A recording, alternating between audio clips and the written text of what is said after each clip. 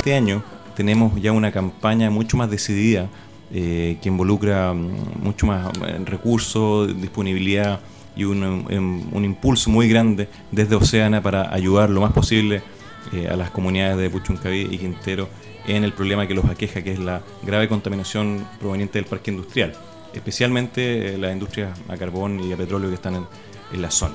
Nuestro compromiso es absoluto. Nosotros tenemos una serie de propuestas que hemos conversado con buena parte de la comunidad, que yo creo que van a ir en la dirección de desinstalar una realidad que nos parece totalmente injusta. No solamente una realidad ambientalmente negativa, sino que también es injusta. Y yo creo que esas medidas, si se adoptan, deberían ayudar muchísimo a bajar los niveles de contaminación y dar una vida también más digna a los habitantes de Puchuncaví.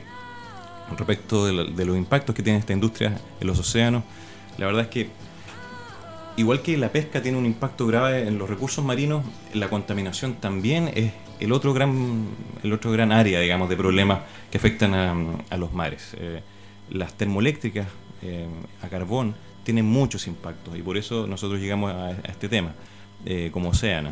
En primer lugar, succionan millones de litros de agua de mar, y esto no es agua sola, sino que es agua con larvas, con nutrientes, con distintas especies que mueren finalmente cocinadas dentro de la planta, ¿no? Son sometidas a alta temperatura.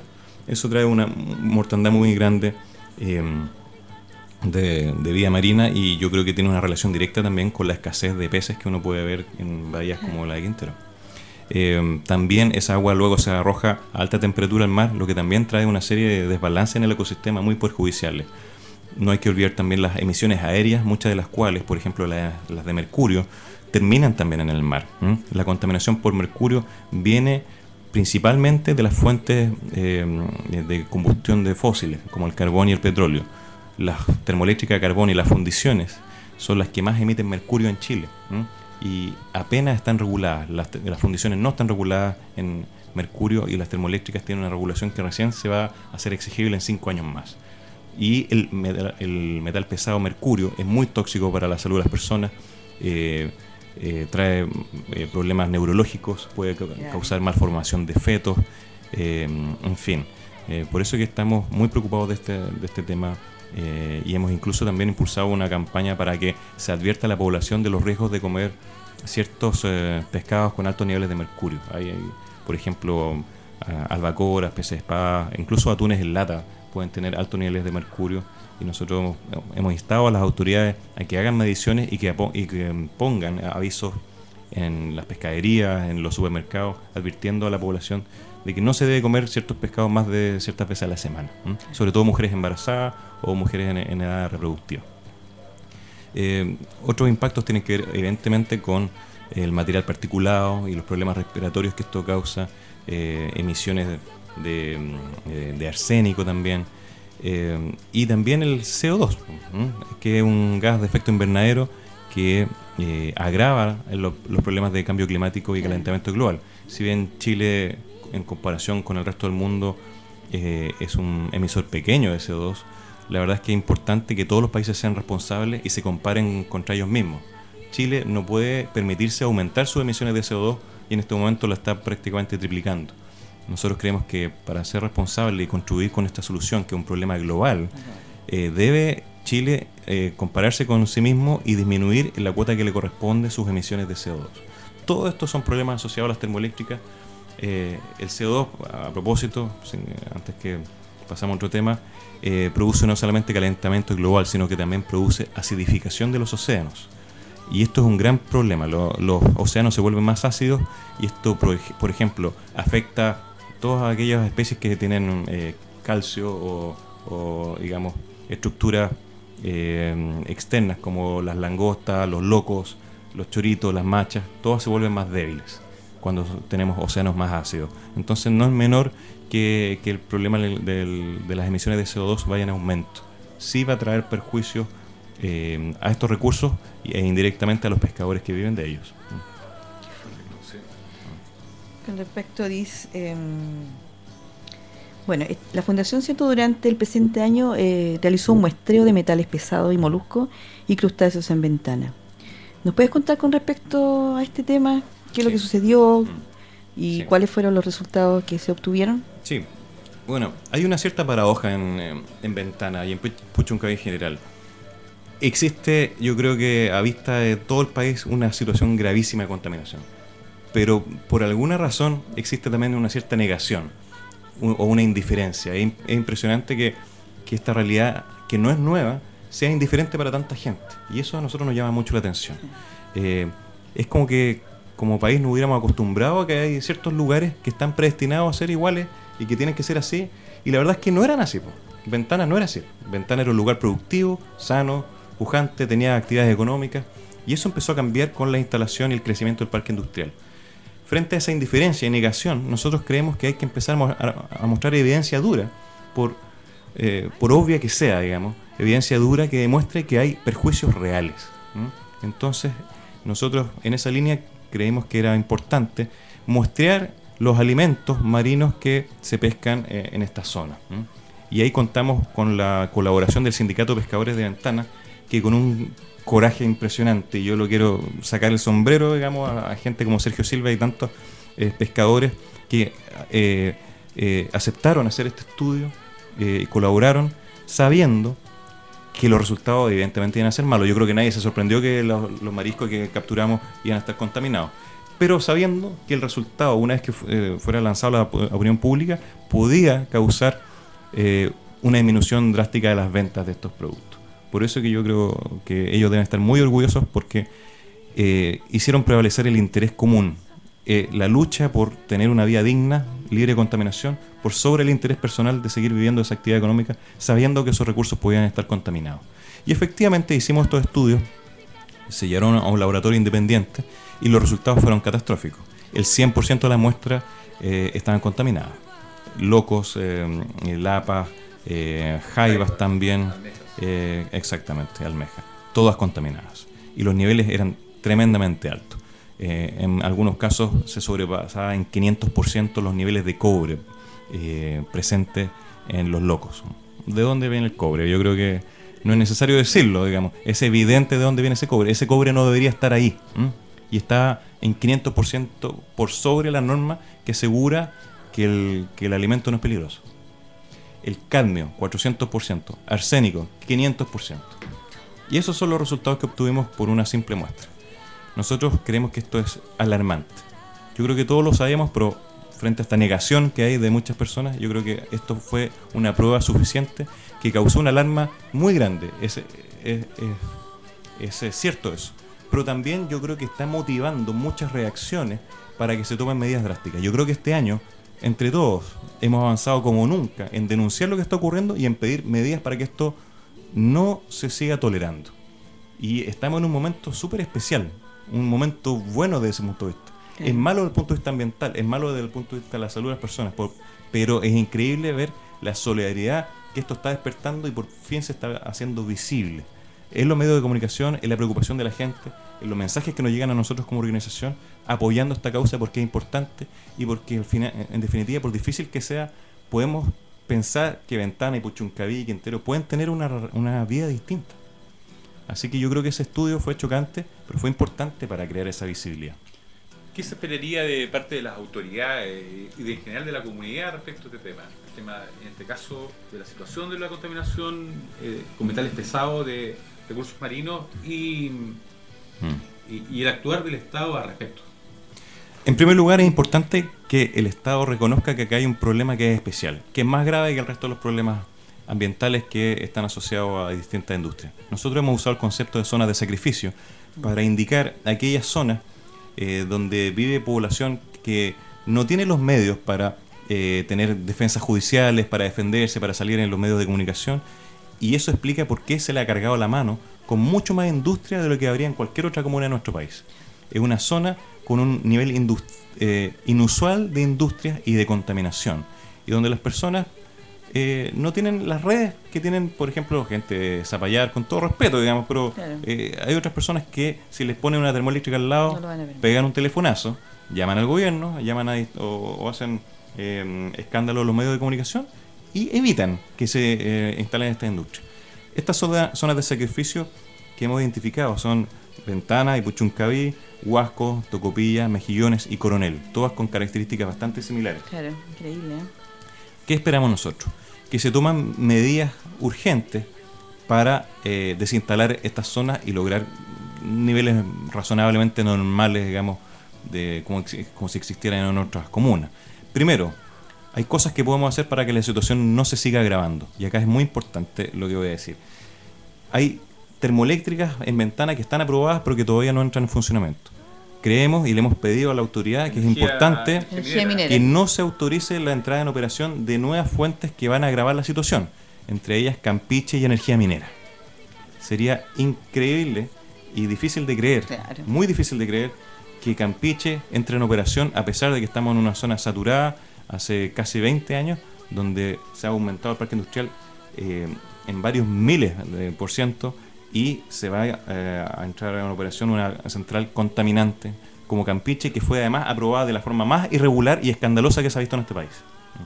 Lo mismo que en energía minera, que es un proyecto gigantesco, es la segunda termoeléctrica más grande después de la central Castilla en el norte del país, y que si entra en operación las consecuencias nefastas se van a seguir multiplicando. Son dos proyectos que nosotros creemos que no se deberían construir por esas razones y además porque no son necesarios.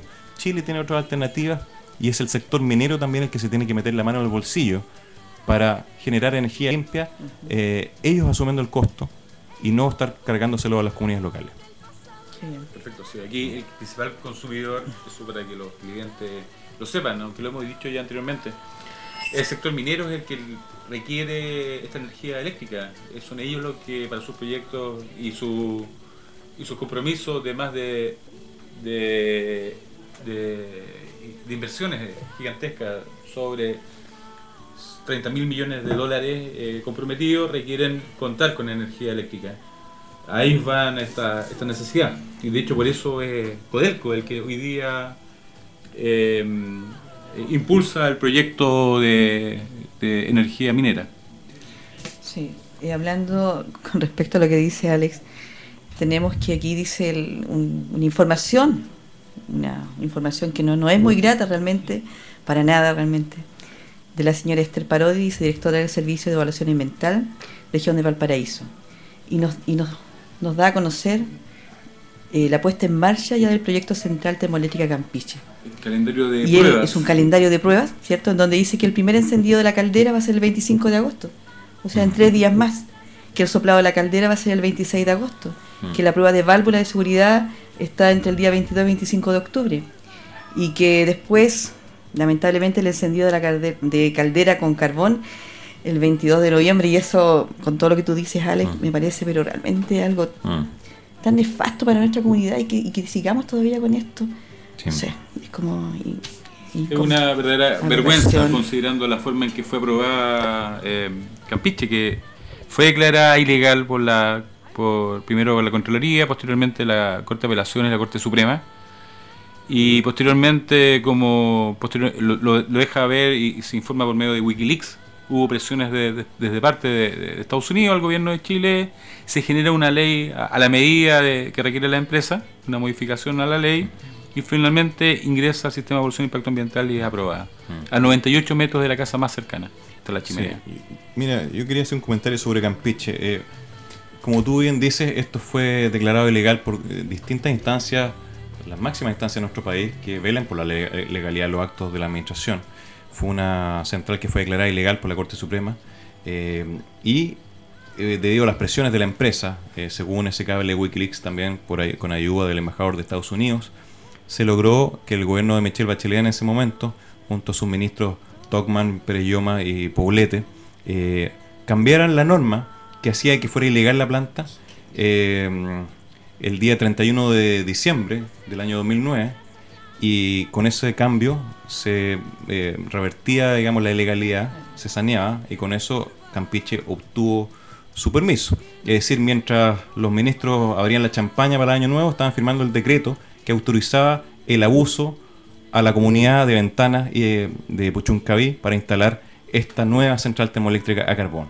Por eso que nosotros ya hemos llamado zonas de sacrificio, porque las autoridades han usado a estas comunidades más pobres, estos lugares, para concentrar con una manga ancha increíble todas las industrias que no serían aprobadas en otros lugares, pero que acá, debido a la falta de redes con los medios de comunicación, con los políticos, se logran aprobar con mayor facilidad. Incluso cuando son rechazadas y la comunidad logra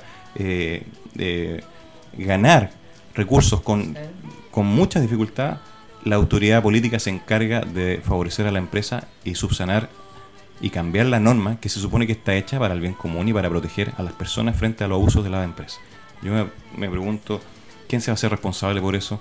Acá no sé si se está esperando que muera gente, y no me cabe duda que eso está dentro de las posibilidades para tomar medidas en el asunto. Pero acá hay un costo político que también las autoridades tienen que empezar a asumir. Son las empresas las que promueven esto, pero también son los gobiernos, y son sucesivos gobiernos. Fueron los de la Concertación, es el gobierno actual también que han permitido que esto siga ocurriendo, y son todos responsables de los abusos que se ha cometido frente a la comunidad. Ok. Le vamos a pedir entonces a nuestro amigo que nos ponga un tema musical.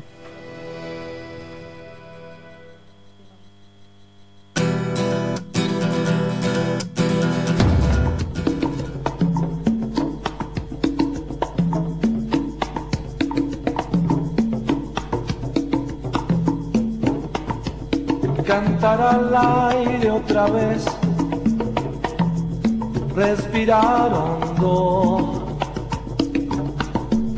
Cantar al aire otra vez es saber y soñar un nuevo rumbo.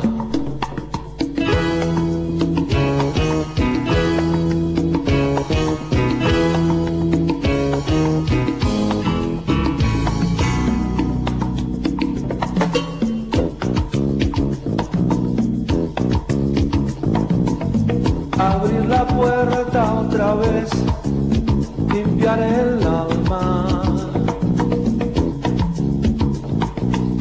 creerse el novio otra vez, es partir y volver al nuevo mundo. Aventura, aventura, aventura.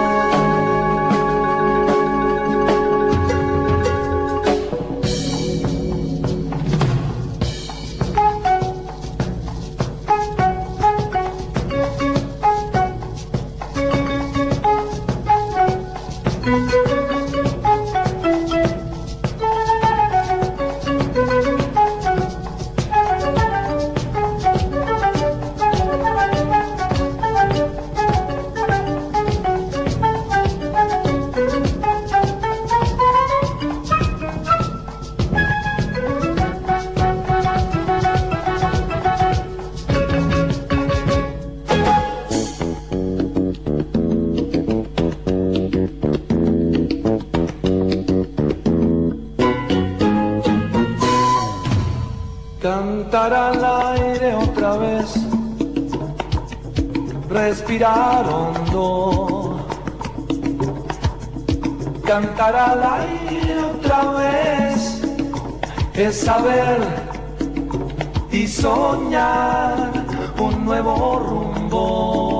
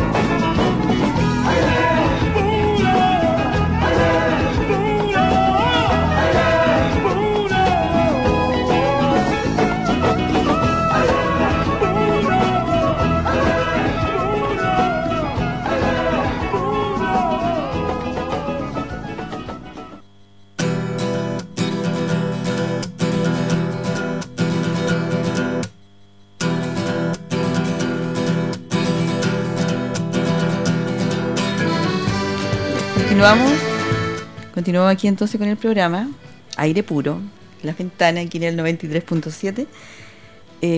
Continuamos entonces con nuestra entrevista a Alex. Ya nos quedan poquitas preguntas y todo ha sido muy, muy interesante. Con respecto, Alex, a la Fundación Codelco y a su funcionamiento sin permiso sanitario, ¿cuál es tu opinión con respecto a esto y lo que opina la Fundación? Lo otro que te queríamos preguntar, ¿cómo habría que enfrentar la situación en el caso de que la fundición de cobre sea paralizada? ¿Ya? Y lo otro, como finalmente, ¿cómo enfrentar a las llamadas zonas de sacrificio? ¿Cómo tratar a la bahía de Quintero en este sentido? Perfecto. Bueno, en primer lugar, quiero aclarar que hay varias empresas, y no solamente es Codelco Ventana la que nos preocupa, digamos, ¿no? Algunos han dicho, bueno, ¿por qué tanto Codelco, tanto Codelco? La verdad es que nosotros hemos tenido un discurso muy contundente en relación a las termoeléctricas de carbón. Yo diría que esa fue nuestra primera preocupación. Claro. Y luego surgió esta preocupación por Codelco Ventana. Ahora Codelco Ventana está en una situación especial. Como tú dices, no tiene un permiso sanitario favorable. Y es la única en este momento que va quedando que está en esa situación. Y por eso que está en una situación ilegal. Nosotros le hemos mandado una carta al alcalde de Puchuncaví, respetuosa, pero muy clara y firme, pidiéndole la clausura de la fundición de Codelco Ventana. Esto no es un impulso ni es una petición antojadiza, se basa en una realidad que implica una gran empresa que lleva años contaminando con poco o ningún límite, donde se le han dado múltiples oportunidades para mejorar su conducta ambiental, donde se le han dado oportunidades que no se le da a ninguna otra persona. Digamos, si hubiera un restaurante tratando de sacar una patente, no se le dan tantas oportunidades como se le ha dado a Codelco, que es una de las empresas más grandes de nuestro país. Y aún así, después de todos los decretos de mayores plazos para obtener patentes y presentar sus papeles, no ha logrado mejorar su conducta ambiental. A nosotros nos parece que hay una actitud un poquito despectiva desde Codelco hacia la comunidad, porque los informes sanitarios y demás requisitos tienen una razón de ser. Lo que se busca es garantizar que las industrias puedan operar sin dañar a la salud de las personas, ni a los derechos en general de la población y ni al medio ambiente. Y Codelco, y es como para no creerlo, no cuenta con un simple informe sanitario. Es más, en abril de este año se emitió un informe sanitario desfavorable que dice que Codelco Ventana tiene problemas estructurales. Al tener problemas estructurales se está diciendo en el fondo que no tiene arreglo, y por lo tanto creemos que lo que corresponde es cerrar esta empresa. Ahora, siguiendo con tu segunda pregunta, nos parece súper importante que esta situación que aqueja a Codelco Ventana no sea abordada simplemente desde el punto de vista privado. Con esto quiero decir que acá hay trabajadores que tienen legítimamente una expectativa de seguir trabajando, ya sea ahí o en otro lugar, y por lo tanto se requiere la intervención del Estado para que en el caso que se cierre la industria, los trabajadores no asuman los costos que implica este cierre. Se debe en todo momento garantizar los derechos de las personas, su bienestar y de alguna manera velar por su futuro laboral. Y eso se lo hemos pedido incluso a la ministra del Trabajo para que esté atenta para el evento en que se produzca una decisión en esta dirección. Los trabajadores no tienen la culpa, es la empresa la que ha cometido los errores y por lo tanto se debe resguardar sus derechos. Pero lo que no se puede hacer es pensar que porque hay una fuente laboral comprometida se debe permitir que la empresa siga contaminando al resto de la ciudad. Eso no puede suceder.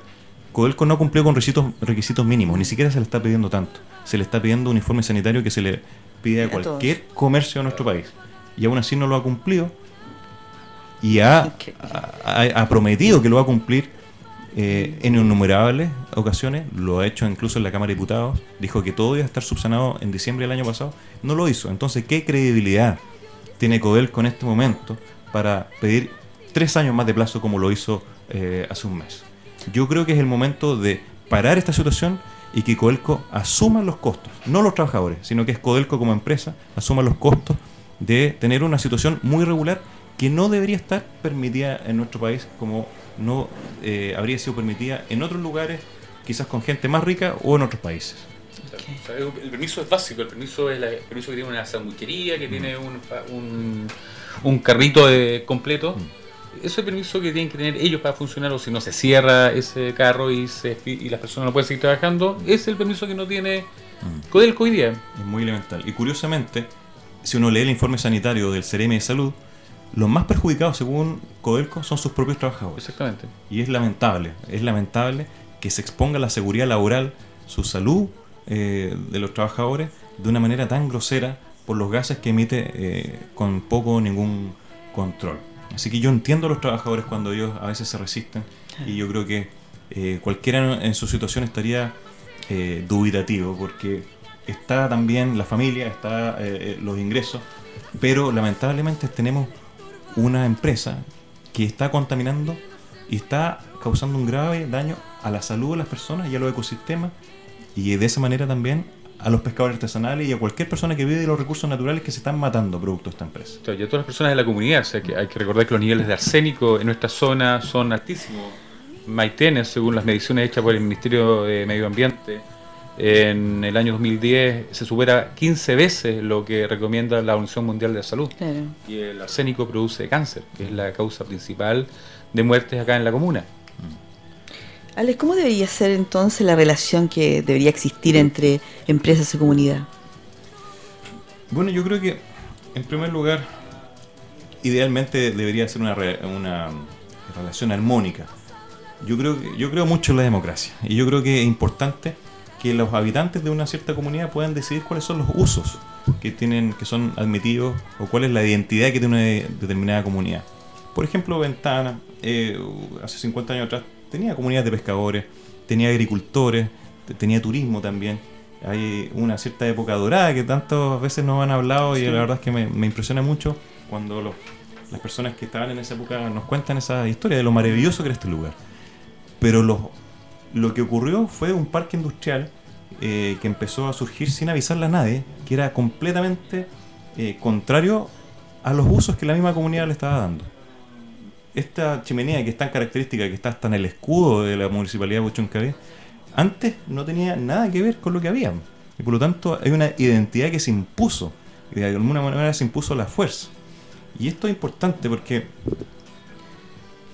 yo creo que hay que tomar una decisión para saber cuál va a ser la identidad hacia el futuro, y eso puede tener dos caminos. Uno, que la gente logre recuperar lo que tenía, al menos razonablemente, o en definitiva decidir que la gente se va a ir, y eso es una decisión que la misma gente tendrá que tomar.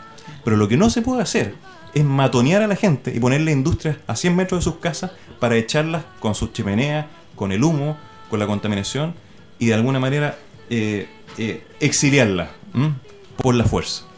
Eso no es justo, eso no es correcto, y por lo tanto se requiere un proceso democrático para saber cómo queremos que sea Ventana y Puchuncaví en general hacia el futuro. Exiliados ambientales. Así es.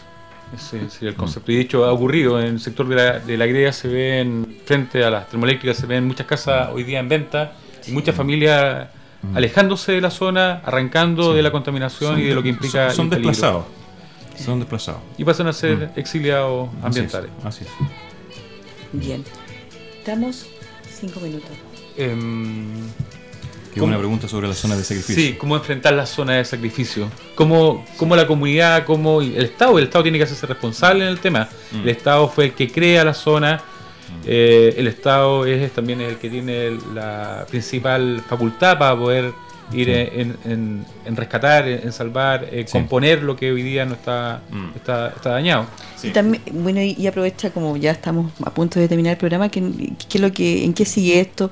¿Qué pasa con Oceana? ¿Cuánto tiempo va a continuar acá? Perfecto. No sé, porque nos hable un poco de la próxima actividad que... La próxima actividad de Oceana. Bueno, en primer lugar, las zonas de sacrificio, como expliqué, existen en distintas partes de Chile. Ya hemos visitado Huasco también, no solo Ventana, Huasco, y nos falta Tocopilla, nos falta Mejillones, nos falta Coronel. Todas viven la misma realidad, y en todas hemos observado esta combinación entre contaminación y discriminación. Discriminación contra las comunidades más pobres que resisten o se les ha obligado a estar sometidas a niveles de contaminación mucho más exagerados que el resto del país. ¿Cómo se enfrenta esto? Yo creo que es ilusorio pensar que el tiempo se va a volver 50 años y vamos a tener, acá, digamos, la realidad que teníamos en ese momento. Pero por lo menos podemos hacer ciertas cosas que van a permitir tener una vida mucho más digna y compatible, digamos, con los usos que se le dé al mar, a la tierra, etc. En primer lugar, no admitir nuevas fuentes contaminantes como las termoeléctricas que están proyectadas y que todavía no entran en operación.